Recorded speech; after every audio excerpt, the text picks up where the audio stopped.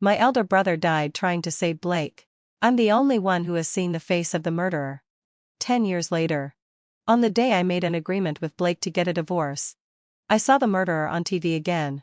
At the same time, Blake, looking dignified, stood beside the murderer and, staking his own reputation, became the murderer's defense lawyer. He successfully got the murderer acquitted. Just because the murderer's younger sister is his first love whom he still can't forget. When the face of the murderer appeared on the TV screen, I froze. My mind was filled with the night my elder brother was killed. 10 years ago. It was snowing heavily in Vancouver, Canada. But it was warm at home. My elder brother and Blake were playing games in the living room. I went to the kitchen and secretly tasted the iced beer. After a while, there was a bang sound from outside. I poked my head to look and saw my elder brother standing in front of Blake, getting shot several times. Finally, head into full obsession. He lay there motionless. Blake was also shot in the abdomen. He mouthed to me, "Don't make a sound." I leaned against the corner, shivering all over, watching my elder brother's blood soak the carpet and seeing Blake's eyes slowly close. I also saw the murderer take off his mask later. My elder brother died. Blake was seriously injured. The policewoman told me that my elder brother died to save Blake, and that murderer came for Blake. She also said that he was very kind and remarkable. Of course, I know how kind my elder brother was. But I've never approved of his kindness on that day. Especially now that Blake and I are about to get a divorce. I suddenly realized that without Blake, I have no relatives left. While Blake has everything. He has his parents. He has a younger sister. And his first love who came from afar and reconciled with him. While tasting loneliness, I also remembered what the murderer looked like. I just hoped that one day I could accuse him in court. Finally this day came. I took out my phone, rambling lie. I wanted to call Blake. After all, in Vancouver, he is a famous lawyer. He knows more about the law than I do. Besides, I don't know who else to call except him. After my elder brother died, I suffered from autism and had no friends around me. The phone rang for a long time. Finally, it was answered. It was a girl's voice. "Aurora? Are you looking for Blake?" He's busy." Before she could finish, I hung up the phone expressionlessly. Because the person on the other side was none other than Blake's first love. Daphne. She came to Vancouver last year. Because her elder brother committed a murder case in Vancouver. After she came, Blake took full charge of her elder brother's lawsuit. At that time, my illness flared up and I was receiving psychological treatment. I didn't care and didn't ask about it. I watched helplessly as Blake got closer and closer to her, and the two of them gradually changed from being cold to calling each other by their names without any formality. And today, she didn't lie to me. Blake was really busy. Busy with the final trial of her elder brother's case. For a year, Blake has been running around, staking his reputation for a scumbag. The result will finally come out today. I wonder what it will be. If the result is and Daphne's elder brother's sentence is reduced, the victim's family must be very sad. Surely no better than I was when I lost my elder brother.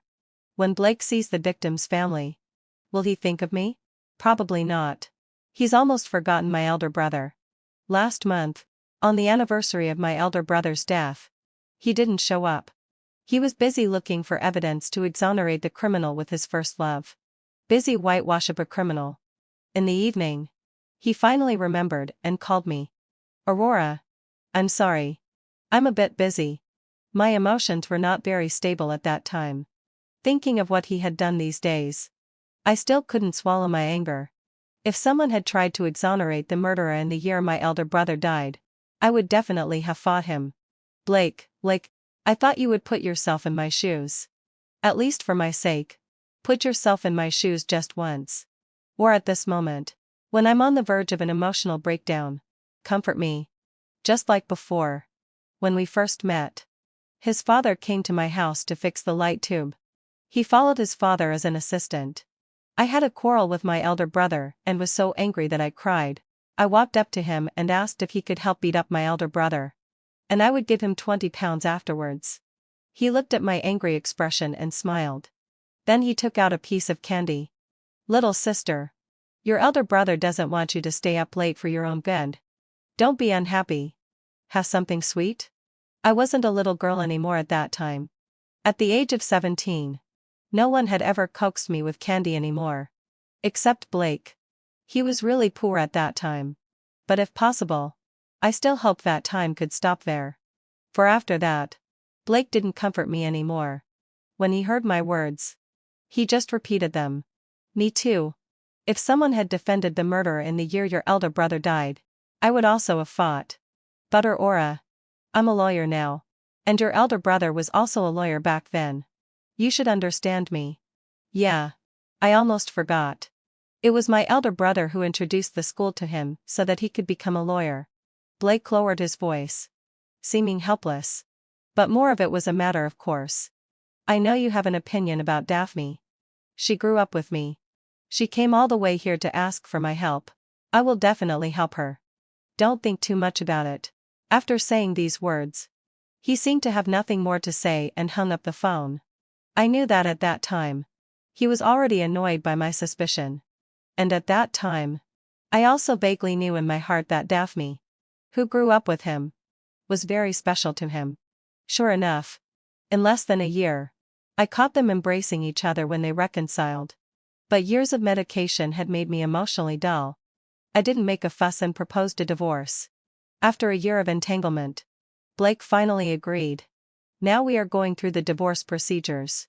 So at this moment, he is too lazy to answer the call from his soon-to-be ex-wife. And Daphne is even keeping his phone for him. I don't plan to contact Blake anymore. After all, in the final analysis, having fulfilled phone.She, my elder brother's matter will eventually be only my own business. Blake won't be involved much. He will become an outsider. Even though I think so, I still can't help recalling some voices of others. Blake is one of the most prestigious lawyers in Vancouver. But what's remarkable is that he staked his reputation for Daphne's elder brother. Even though I didn't ask about it, I also heard sporadically that the nature of Daphne's elder brother's crime was extremely heinous. Life imprisonment was inevitable. I think so too. No matter how hard Blake tried, justice would prevail. And it would be the same no matter where. Thinking of this, the English broadcast came to my ears again. The criminal was tried in the final trial today, and was acquitted and released. I looked up. I still saw that murderer. That devil who killed my elder brother, and then killed another person. He was standing in the sun and laughing. The winter in Vancouver was especially cold. I shivered all over. And then I saw a man in a suit appear beside him. The camera slowly moved to the right. It was Blake, looking dignified, standing beside the murderer. Because he was the murderer's defense lawyer. I stood in front of the TV screen for a long time. I didn't even notice that my legs were numb. My mind was full of that scene. Blake stood beside the murderer, enjoying the victory of the final trial. He seemed quite happy. Yeah. He should be happy. He helped Daphne, his first love. He had no regrets about what he had learned all his life. But he once told me that he studied law and became a lawyer for the sake of my elder brother. And also for me. Once, I overheard him having a heart-to-heart talk with his friend. He said that the murderer killed my elder brother, and made me lose my only relative. He hated the murderer even more than I did. But now? I stared at the TV screen. And my phone rang. It was Blake. Aurora, Daphne's elder brother's case has been dealt with. I will keep a distance from her in the future. Let's not talk about the divorce. Okay? Between us, there is also the matter of your elder brother. Don't forget that we still need to find the murderer from back then together. I glanced at these messages. It was rare for him to talk to me. And he even sent so many words. But my heart was already calm. And I just repeated, no. After a moment of calm, I replied to him, I saw the murderer who killed my elder brother. But you don't need to worry about this matter anymore. The phone vibrated. And Blake slowly scanned the screen. Although he was the one who asked for a reconciliation, he wasn't nervous at all. Since her elder brother died, Aurora's only support had been him. Both mentally and materially. Even if she proposed a divorce, it was just out of anger for the moment. He knew her best. The young lady got angry very often. She would be angry if he didn't answer her call. She would be angry if he couldn't remember the anniversary. She would be angry if he didn't come home on time at night. Before being with her, Blake had never seen someone who got angry so easily. Including now. Blake saw the reply on the screen. Immediately, his face darkened. His hands were shaking. He was very nervous. But he wasn't sure what exactly he was nervous about. Aurora saw the murderer from 10 years ago. This was something that should make one's hands shake with joy. But she said he didn't need to worry about it. What did that mean? Did she really have to get a divorce? Blake tugged at his tie irritably. Feeling uneasy. Blake called me many times. I didn't answer any of them. At that time, I went to see the bearded police officer in Vancouver. He was the one who was in charge of my elder brother's case 10 years ago. I told him that I had seen the murderer again. When I came out of the police station, it was snowing again. I was alone, stepping on the snow step by step. Actually, I really hate the sound of boots stepping into the snow. I used to pester my elder brother often, asking to move to a warmer place. I really don't like Canada with its ice and snow at all. My elder brother was also persuaded by me. He said he would take me to California after I turned 18. Our parents were immigrants and died in a car accident when my elder brother just turned 18. So my elder brother was in charge of everything at home. But my elder brother always listened to me. Therefore, I had always been looking forward to turning 18, finishing my high school studies in Canada, and then leaving this cold place. However, this plan was put on hold after I met Blake. Because of him, my elder brother died before I graduated from high school. At that time, I didn't fall in love with Blake. I just regarded him as my elder brother. After my elder brother died, I even hated him. Blake said he would take care of me, and I thought it was ridiculous. I had my parents' trust fund and didn't need anyone to take care of me. I didn't need his false kindness. If it weren't for him, my elder brother wouldn't have died at all. But Blake swore to me that he would definitely send the murderer to prison. If he couldn't do it, he would quit being a lawyer. Because I was thinking about the past, it inevitably took me a long time on the way home. The road was not easy to walk on because of the snow. I fell down. To make matters worse, a car sped by and splashed me all over with snow water. I stood up angrily and found that it was Blake's car. Daphne was sitting in the passenger seat. I paused for a moment and then turned to go to the clothing store. It was already dark when I got home. The house was brightly lit. I sniffled. I seemed to have caught a cold. I couldn't wait to unlock the door and get in, just wanting to take a bath and go to bed. As soon as I entered the door, I saw Blake sitting in the living room waiting for me. He looked at me with a smile. His eyebrows and eyes relaxed. There was a bit of flattery in his expression. "You're back. Where have you been?" I just nodded and didn't answer his question. "Is there something wrong? If not, I'll go upstairs and rest." After saying that, I looked away. At that moment, I really did dislike him a bit. However, as soon as I turned around, he grabbed my wrist. Seeing that I was ignoring him, Blake's breath seemed to be unable to stay steady any longer. "Aurora, what did you mean by those words during the day? Is it true or false that you said you saw the murderer who killed your brother? True or false?" Hearing this, my heart, which I had been trying hard to keep calm, gradually became restless. I turned around and coldly shook off his hand. Would I joke about my brother's matter? I've said it. You don't need to care about this matter. Blake's mouth twitched, as if he had heard the most ridiculous joke. I don't need to care? Why? Give me a reason. A reason? Of course I wouldn't tell him. Because I was afraid. Afraid that he would continue to help Daphne. So I shook off his hand without saying a word and went straight upstairs. Blake really couldn't stand Aurora's attitude like this. Willful and indifferent. He went to find Aurora several times back then. But Aurora avoided seeing him. It was not until he became a lawyer, specializing in defending victims and upholding justice time and time again, that Aurora began to look at him differently. At that time, Aurora worked at the law firm without pay and helped others together with him. The two of them developed feelings for each other over time. In fact, Aurora didn't know that he had done a lot for her. He was such a worldly person. He offended the powerful and wealthy. And offended the powerful local families in order to uphold justice for the weak. Was it for a good reputation? Or was it really for justice? Neither. He just wanted to hear or call him brother again. He still remembered that when the money from the defendant and the warning letter were sent to his desk at the same time, he had actually already made a decision in his heart. There was no need to risk his own interests and safety for a stranger. But at that moment, Aurora pushed open the door of his office while carrying several stacks of materials and shouting, "Blake, I've sorted out all the materials. We will definitely make the defendant pay for his actions in court tomorrow. How dare he do whatever he wants just because he's rich?" That's right. She grew up later and no longer called him brother in a clingy way. Instead, she called him Blake. But it all sounded nice.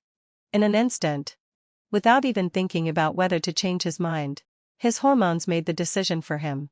Of course, he would do whatever Aurora wanted. Everything was mainly about making Aurora happy. He was well aware that he had fallen in love with Aurora. He just didn't say it out loud. He wanted to wait until Aurora also fell in love with him before developing their relationship. However, how did he find out that Aurora also liked him? Blake couldn't quite remember. But he couldn't help but try hard to recall. After I returned to my room, there were brief footsteps at the stairway. I knew that Blake had chased after me. But it was only for a short while. With the ringing of a mobile phone, his footsteps went in the opposite direction of my hearing range. He went out again. Maybe there was something wrong at the law firm. Maybe Daphne had something urgent. Who cares? I lay down and went to sleep alone. There was a rustling sound outside. Sigh. It should be snowing again. In Vancouver, it's as common to have snow in winter as it is to have a meal. And I, a normal person, am as afraid of snowy nights as I am of having a meal. It keeps replaying the scene of my brother being shot and killed. I can't get rid of it. I keep having nightmares. When I opened my eyes again, I was woken up by a call from the police station. The bearded police officer asked me to go there. He didn't say why. I wrapped a scarf around my neck and went out immediately. During the day, the snow had stopped, but the temperature was still very low. The lake by the roadside was covered with thick ice. Fortunately, having fulfilled my my home wasn't far from the police station, and I could reach it on foot. However, halfway there, a large bucket of ice water was suddenly poured on my face. It flowed down my face and all over my body. The cold wind blew, and I felt as if I had fallen into an ice cave. I was shivering with cold and couldn't say a word. When I looked up, I saw a pair of fierce eyes. "I'm Joy's brother. Your husband let the murderer who killed him get away. I won't let your family off. This is just the beginning today. A person who has just lost a close relative seems to be capable of doing anything." Although he was soon taken away by the police after someone reported him. But I also ended up in the hospital due to hypothermia. When I woke up, I found out who had called the police. "Aurora. I've persuaded the victim's family. You're innocent. He's going to find a time to apologize to you. I promise you that this kind of thing won't happen again in the future." The serious face in front of me belonged to the lawyer of the victim's family in Daphne's brother's case. He was also my former neighbor. After my brother passed away, his mother took care of me for a long time. But at that time, I was in a trance and ignored everyone. I only liked to eat the extremely sweet ice cream from the front street. He bought it for me every day. I really thanked him. But before the word "thank you" could come out of my mouth, the matter of my brother flashed through my mind. And I became nervous again. The victim's family member just said that Blake let the murderer who killed his younger brother run away. Did he really run away? Where did he go? Has he left the country? I knew that Daphne and her brother used to live in Mexico. If he went to Mexico, could he still be caught? As soon as I finished speaking, the door of the ward was directly pushed open. Daphne came to see me holding a bouquet of flowers. Even though I didn't look at her directly, she still walked up to me persistently. "Aurora. I'm sorry. It's all my fault. As soon as I heard that you were retaliated against by the victim's family, I rushed over. Blake is really irresponsible. He should have taken you to move earlier. The victim's family member is like a madman now. Who knows what he will do? I couldn't stand listening to her anymore. The victim's family member isn't a madman. The murderer is. Oh no. A madman refers to someone with mental problems. Even a madman wouldn't kill people casually. The person just poured a bucket of water on me. He didn't shoot me. He was already very restrained. Really? If it were me, my gaze fell on Daphne's face. And I said through gritted teeth, I heard that your brother ran away? Where did he go? When this topic was brought up, Daphne's face froze. My brother didn't kill anyone. How can it be considered running away? Blake won the lawsuit. The other party's witness has a mental disorder and suffers from auditory hallucinations and delusions. Can the words of such a person be used as evidence? Aurora. You know this very well. She looked at me quietly and smiled at the corner of her mouth. My mood plummeted. Yeah. I knew very well what a person with a mental disorder was like. Because I am one. If the words of a person with a mental disorder couldn't be used as testimony, then could I not sit on the witness stand for my brother either? While anxiety took over my mind, Daphne's voice rang in my ears again. Aurora. Is Ally your new boyfriend? She looked at me and Ally. And her voice was gentle. That's great. You've found your own happiness. Blake can rest assured in the future. Rest assured about what? She was trying to tell me that when Blake was with me, it was just because of my brother. But there was no more ripple in my heart. And I smiled softly. I looked at Ally apologetically. Someone who is a mistress herself sees everyone else as a mistress. I made you the lover of a married woman for no reason. I'm sorry. Ally's expressionless face showed a faint smile. It's okay. As a lawyer, I've met all kinds of people. After saying that, we looked at each other and smiled. We completely ignored Daphne's pale face and her eyes filled with tears. Was I angry? But her pain couldn't make me happy. I was even angrier than her and wanted to explode even more. Where did her brother go after running away? Could the police catch him? Could my brother's case be settled? All the uncertainties made it difficult for me to hold on. Aurora. What's wrong with you? Doctor. Doctor. Ally frantically pressed the bedside bell. The door was quickly pushed open. Unfortunately, the person who came wasn't a doctor. Blake rushed to the hospital as soon as he received the call from the hospital. Before that, he was still immersed in the question he had asked himself. How did he find out that Aurora also liked him back then? It was said that lawyers had a good memory. But in the past 2 years, his memories of him and Aurora had become more and more blurred. It took him a long time to remember. It turned out that it wasn't difficult to recall. It was just a fragmented. The loving lunch on his desk. The brand new furniture in his parents' house. His younger sister had transferred to a private school at some point. In Vancouver. The Blake family didn't have a deep foundation. They were technical immigrants. Before Blake started working, the whole family was supported by his father. The first time he met Aurora, it was when his father was repairing the roof of her house. And he was helping his father. He was 18 years old that year. And Aurora was 14. Aurora ran up to him with $100 Canadian, trying to bribe him to help her fight with her brother.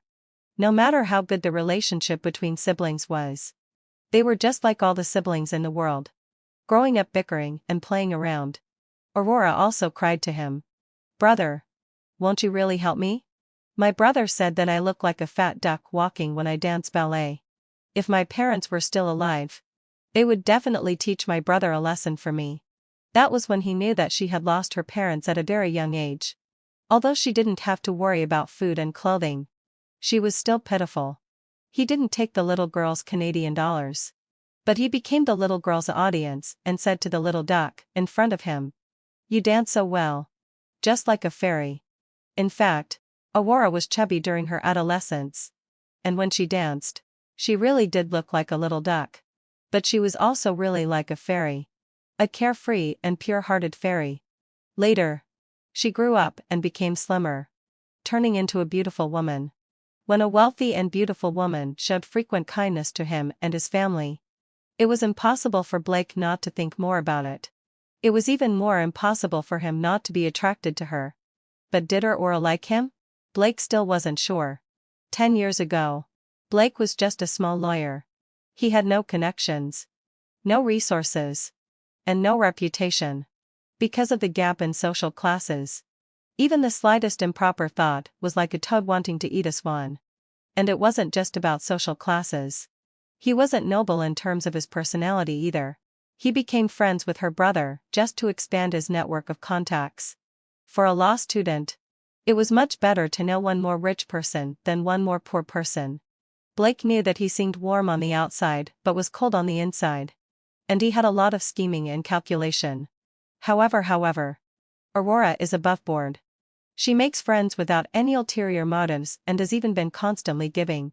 Moreover, with the capital left by her parents, she doesn't care at all about the proportion of what she gives. God is really unfair. He gave her money and also a noble personality. And he made him fall in love with her. Later he won an economic case for the local richest man, which was the opportunity for him to earn his first pot of gold. But wealth often comes with risks. That time, he was almost shot and killed by the enemies of the richest man. It was Aurora who took the bullet for him. She ran towards him without hesitation. That was also the first time Aurora revealed her innermost feelings to him. I finally understand my brother. It turns out that when you really like someone, you will desperately save him. Blake knew how alike the siblings in Aurora's family were from that moment on. He realized it later and felt ashamed for the first time. It turned out that Aurora's brother had seen through his calculations long ago.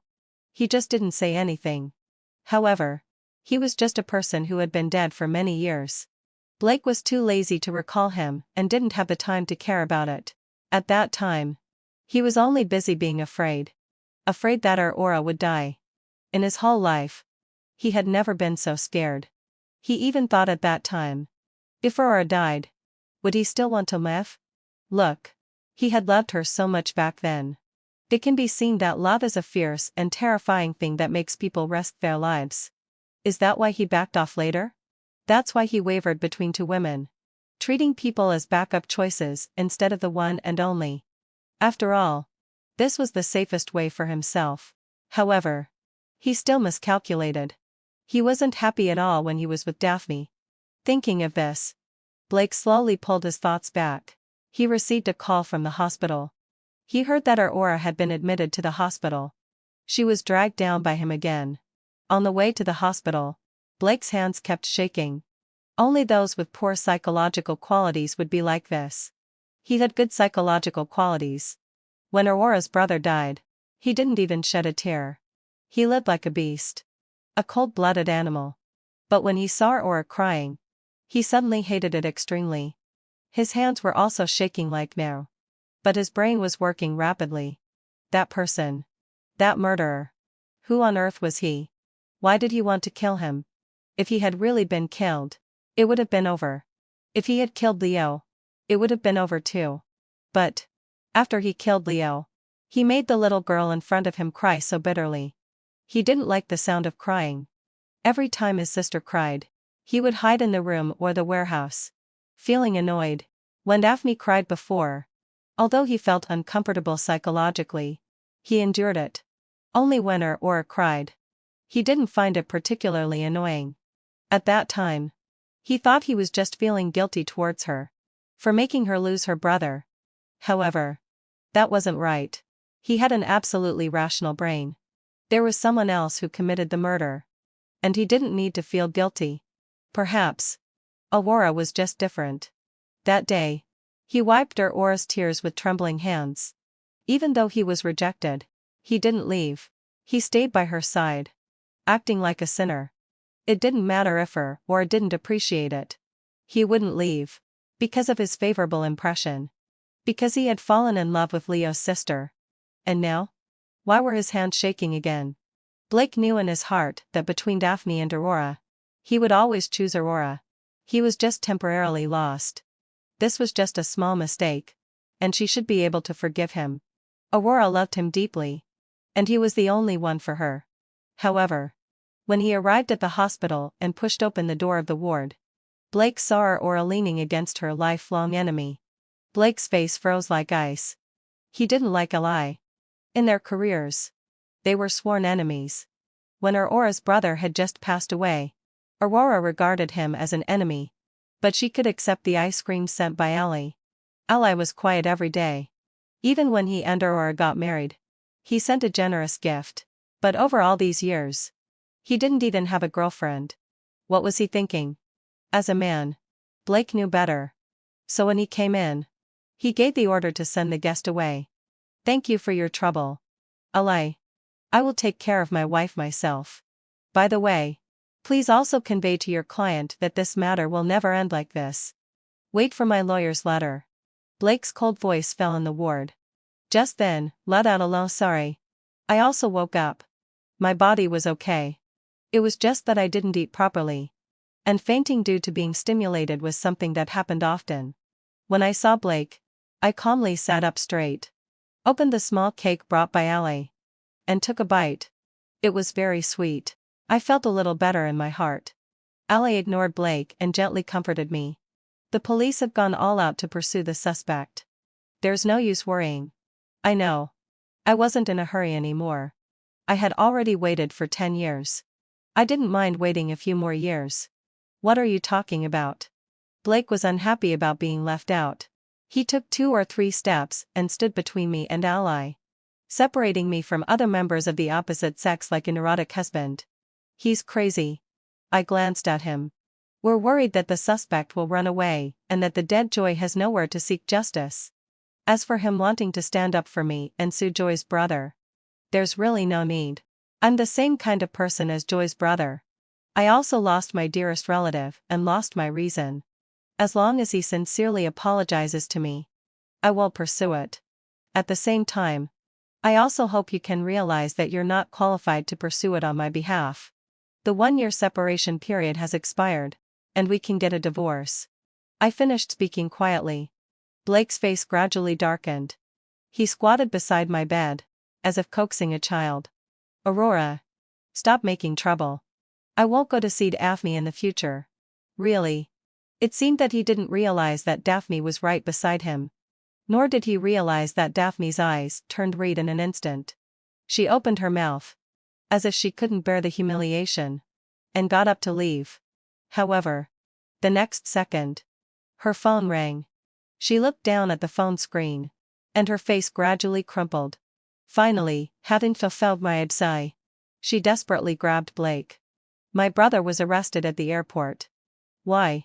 Weren't there no problems for now? Could it be that they have a new witness? Hearing this, my face lit up with joy. There was a new witness. But that witness was me. Blake snapped back to his senses and looked a bit confused. Ali stood aside, glanced at me, and nodded solemnly. And he picked up his briefcase and was about to leave. Before leaving, he said to Blake, like Hawkeye, we may have a new lawsuit to deal with. See you then. After he left, I looked at Blake. Aren't you going? Only you can help Daphne now. Blake's eyes flickered. And he hesitated. I don't know if it was because of his conscience, or because he was going to break his promise of not seeing Daphne to me again. It didn't matter. I only asked him one question. Blake, I have a bad memory in the past 2 years. Could you tell me whether I got sick before or after my brother passed away? Blake looked at me with a strange sense of heartache. Of course it was after he passed away. You were very healthy when your brother was alive. My brain had also crashed due to the medicine. Really?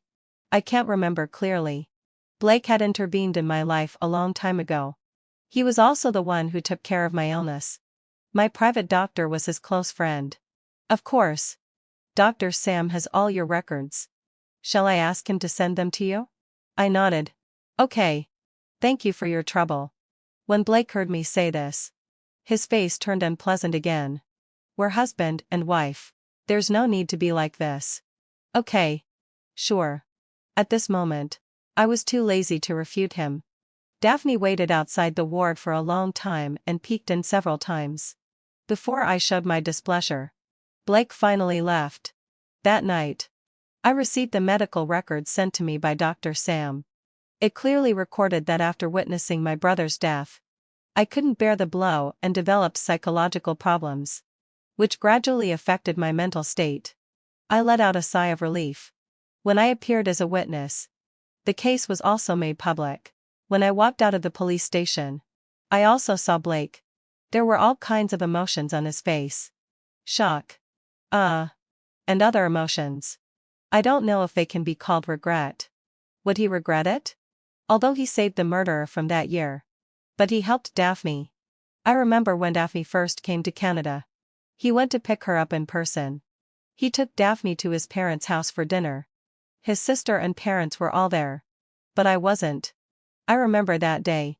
I went to the hospital for treatment. I was in a good mood when I came back and bought a cake to take to his parents' house. When I got to the door, I didn't expect them all to be there. It was lively. With people chatting and laughing. His sister said, "It's great that sister-in-law isn't here today.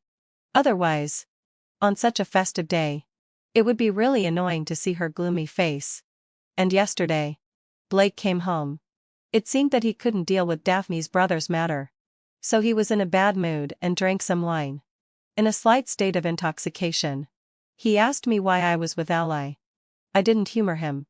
He argued, "Aurora, haven't I been good enough to you?" That sentence echoed in the delicate small villa. After a long time, I still ignored him. I finished the last piece of bread and planned to go to bed. He grabbed me and questioned me. "Do you really want a divorce because I defended Daphne's brother and got him acquitted? In your eyes, I'm no longer a moral liar. Or, Aurora, are you still that little girl? You like whoever stands on the side of justice." So, did he think I liked Ally? It's ridiculous. If it weren't for the fact that I needed to conserve my energy for the testimony statement today, I would have definitely scolded him last night. And now Blake stood in front of me again. He seemed to understand why I didn't like him. "Aurora, I'm sorry. I didn't know. How could he be the murderer 10 years ago? I even defended him for being innocent." The calm and composed Blake was tongue-tied for the first time. He was still dressed in a suit. Looking handsome. He was still one of the most outstanding lawyers in Vancouver. But at this moment, he actually knelt down in front of me. "Aurora, forgive me. Let me seek justice for your brother." His deep breath landed on the top of my foot. He looked so humble and embarrassed. Ally advised me to accept his offer. After all, in criminal lawsuits, Blake was better at it than he was. But I still refused. "Blake, I can't trust you anymore." He also knelt in front of me back then and asked me to marry him. He said that he would only love me from then on. However, he had been lying from the very beginning. He still had feelings for Daphne in his heart at that time. And, "Blake, look, you've already helped me as much as you could." I opened my medical record and showed it to him. "You just need to answer me. I got sick after my brother passed away. In recent years, I've gradually gotten better to the point where I'm capable of testifying." Then, let out a low sigh. "As a lawyer like you, you won't be able to use my mental illness as an excuse to remove me from the witness stand. Right?" Blake realized this later. And a self-deprecating expression appeared on his chiseled face. "So you've been on guard against me from the very beginning?" I shook my head. "No. I believe in love. I believe that the love between you and Daphne is greater than my brother's life." Blake was at a loss for words. But in fact, he deserved it. He himself didn't even know that the love between him and Daphne had long since faded away. Back in the country, Daphne was his childhood sweetheart. But Daphne's brother didn't agree to their being together, thinking he was poor. Later, Daphne's brother took her to Mexico. He also came to Canada. They should have forgotten each other. But 10 years later, Daphne appeared in front of him again. His first love in the past was now in trouble. She had a falling out with her brother and came to Canada. She could only do jobs like washing dishes in a restaurant every day. He couldn't bear it and encouraged her to come to the law firm for an internship after passing the certification exam. During that time, he admitted that he had lost his way. After that, her brother came to Canada again and became a murder suspect. Daphne cried and said that her brother wouldn't kill anyone. Her brother just wanted to teach the customer in the restaurant who had molested her a lesson. Blake didn't want to get involved at first. But before that, he had a sexual relationship with Daphne. It was just that one time. And it was due to the influence of alcohol. When he woke up the next morning, Blake regretted it and didn't know how to face Aurora. Daphne understood him and took the contraceptive pill herself. He felt sorry for Daphne and felt that he had to help her even more. This act of helping was the thing he regretted the most in his life. He helped the murderer that Aurora hated deeply. What was even more painful was that Aurora no longer trusted him. This time, no one helped Daphne anymore. The case was quickly closed. Her brother was sentenced to life imprisonment. Daphne had no choice but to assist in revealing the truth of the previous case. She lied to Blake. It turned out that Joy, who was killed by her brother before, was not the customer who had molested her, but her suitor. A very gentlemanly suitor with good financial conditions. She even thought that if she couldn't marry Blake, marrying him would be a good option. Then she could stay in Vancouver and live a peaceful life. She just wanted to live a peaceful life. But she didn't expect. Her brother still found her. This brother with an extremely strong desire for control claimed that he was the one who loved her the most. Daphne didn't want to go into details about those entanglements. She only knew that she loved her brother. But she also wanted to escape from this brother who loved her too much. This was a pathological situation that she couldn't accept. Later, Joy died. And the police arrested her brother. She guessed that her brother was involved. But because of the difference between close and distant relationships, she still chose to save her brother. In front of Blake, she firmly believed that her brother didn't kill anyone. However, when Blake went to great lengths to help her, she wasn't very happy either. Because she knew that Blake did so much for her just to repay that one night. She never expected that the escaped criminal who tried to kill Blake 10 years ago was also her brother. Perhaps it was because she couldn't forget Blake, which aroused her brother's jealousy. And in the end, it was Aurora's brother who died in place of Blake. She felt really sorry for Aurora. But she could only feel sorry. And she would continue to feel sorry in the future. Daphne lied to Blake. After that night, she didn't take the pill and was even pregnant with his child. How difficult it is for a woman to be in a foreign country. I have to hold on to a useful man. Aren't you going to divorce Blake? Give him to me. Daphne knelt in front of me. She said she was atoning for her sins. I pulled her up. There's no need. The one who killed my brother is your brother. And the one who got you pregnant is Blake. Don't worry. As long as the child in your belly is his. He can't run away. I don't need to give him up. That's right. Blake couldn't run away. Whether it was in terms of the law or the family. As the father of the child, he had to accept the child after all.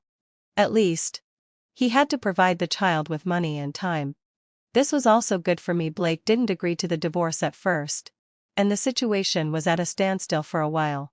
However, his family had already taken Daphne, who was pregnant, back home. They said it was for her to rest and have the baby. This was the male grandson that their family had been looking forward to. Blake told me all this. He wanted to show that he didn't approve of it at all, but he was powerless to stop his family. I can understand. It's for carrying on the family line. When I said this, there was a sneer on my face. Blake should have seen it. He had no expression on his face and just sat calmly in front of me. Aurora, will we still be friends after the divorce? I shook my head. We can't be friends. I remember he once questioned me if I had fallen in love with Ally. Today, I took the opportunity to clear up his confusion. Blake, I didn't divorce you because I fell in love with someone else. The fact that I don't love you happened naturally. There's no need for the step of falling in love with someone else. Do you understand? I divorced Blake. He can go his own way on the single plank bridge. I'll live my life on the broad road filled with sunshine. This proverb was taught to me by my Chinese teacher. I grew up in Canada. And my Chinese is really poor. But Chinese is so beautiful. I studied hard and finally I can use 1 or 2 sentences. And it also came true. 2 years later, I left Canada and took the ashes of my brother, my parents, to a place where it was like spring all year round. I couldn't stand that place anymore. In less than 2 years, I opened my own small art gallery. I was living a good life. My illness also gradually healed. One day, I accidentally learned from a phone call with a friend that Blake had severed ties with his family. His family forced him to marry Daphne and give his son a family. Blake didn't want to. He gave all his money to his family, closed the law firm, and no one knew where he had gone. It sounded quite sad. In life, one has to succeed in one's career, carry on the family line, and create a happy family. Hey, why are you feeling sorry for your ex-husband? Let me ask you something. Why didn't you end up with Ally? Even through the internet, I could feel my friend's gossiping gaze. I clarified, I'm not feeling sorry for him. I'm feeling sorry for people like him. As for Ally, why should I be with him? We don't have anything between us, I said impatiently. I remembered that when I was about to go abroad, Ally sent me to the airport. I stammered and advised him. Why haven't you gotten married yet? Are you in love with me? Don't fall in love with me. Don't waste your own time. Before I could finish my words, Ally, who always had a serious face, rolled his eyes at me. Miss Aurora, not everyone who cares about you has a crush on you. Do you know how many people I help every month? Do I love all of them? Then am I gay or straight? Okay. Stop talking. I'm going to miss my flight. From then on, whenever I heard the name, Ally, I only felt ashamed. I hope he's doing well on the other side of the earth. Kind people will always be treated well. Thinking of these things, my friend, who was in a lazy mood, had already hung up the phone. I calmed down and stood in the sun, mixing colors. I stared at the easel and thought. I wasn't sure if I was seeing things, but I felt that a figure suddenly flashed past the window. It was a familiar thin figure, but in a blink of an eye, he was lost in the crowd. I must have been mistaken. However, the next day, when I went to sweep my brother's grave, I saw a bunch of iris flowers in front of the grave. I was silent for a moment and determined that my brother wouldn't like them. My brother was such a fool. He was just a clumsy duck. I'm also just a clumsy duck. Blake used to say that I was a swan. In fact, I knew that he had been flattering me from beginning to end. I just liked to hear those empty and false words at that time. Side story, I thought things would end there. I would never see Blake again. And people like Daphne would never appear in my life again. But 3 years later, I received a piece of news from Canada. The news was so shocking that even people on the other side of the earth were amazed. And the main characters of the news were all my old acquaintances. I don't know when, but Blake had returned to Canada, while Daphne's brother was serving his sentence. He bribed people in prison to torture him to death. When Daphne learned this news, she sent the child to an orphanage. Then on a low sigh, in the parking lot, she dragged Blake to die with her. The end of the full text.